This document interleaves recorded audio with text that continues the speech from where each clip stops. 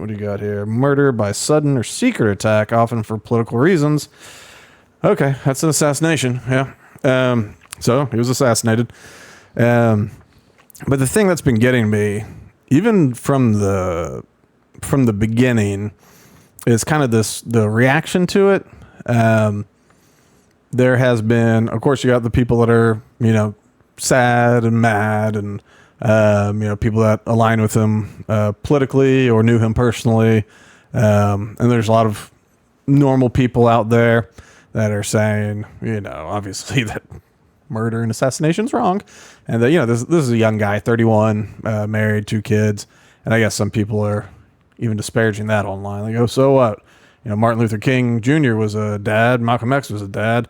And you go, yeah, but people are also sad about them being assassinated. Like, that was also a bad thing. So I think it's one of those people are trying to make the point. And I guess this actually gets into something I want to talk about a little later. But my wife was just telling me about these posts floating around Facebook just before we started. And it seems like it's one of those, racial strife sort of things. Like, you only care because he's white and Christian. You don't care if Martin Luther King was Christian too. But anyway, you don't care if he looks different or whatever. You wouldn't care if it was a trans kid, or you wouldn't care. And I guess my whole thing with that is I don't recall a murder, assassination, what have you, that people on the right, or at least people not even on the left, not the blue no matter who group, celebrating. Do you remember any even attempted assassination people made fun of the Pelosi's husband once he was going to be okay. Some people made fun of him because they said he was there on having a little gay hookup. But even then, I feel that was a very fringe sort of Twitter, Reddit kind of person. Do you recall any? No. Yeah. So, excuse me.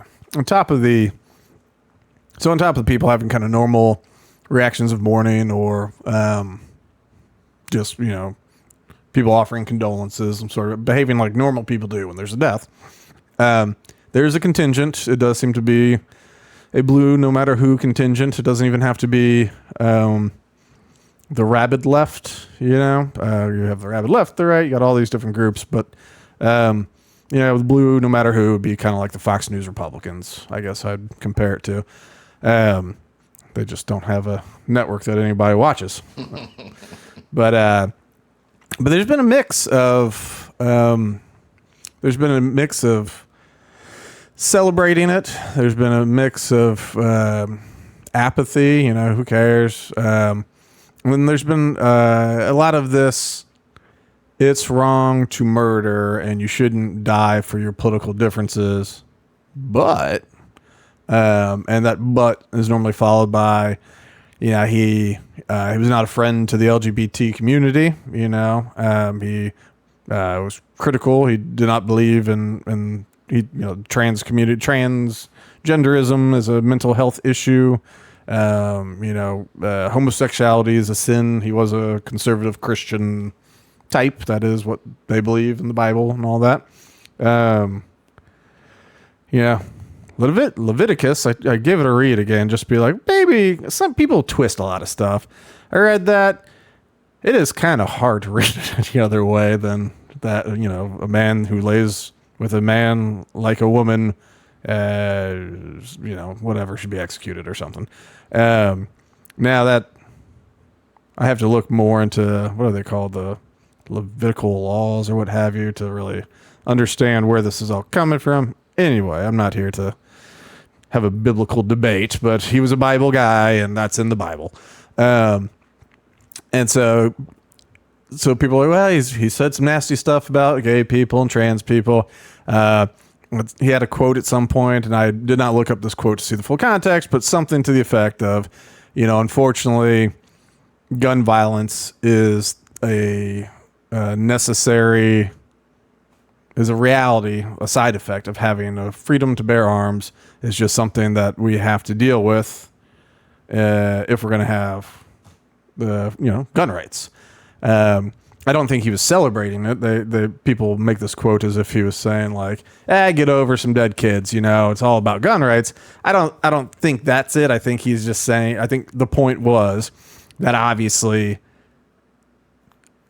bad people and crazy people will get guns too. The only way to eliminate that is to eliminate guns from the planet, or at least the hemisphere. If there's guns that exist, and bad guys tend to want them, and they tend to get them. And so I think his quote about gun violence and gun death is more saying that it's not the guns. There are other problems to solve. And so with this, they go, well, he said you have to deal with a few gun deaths if we're going to have gun rights.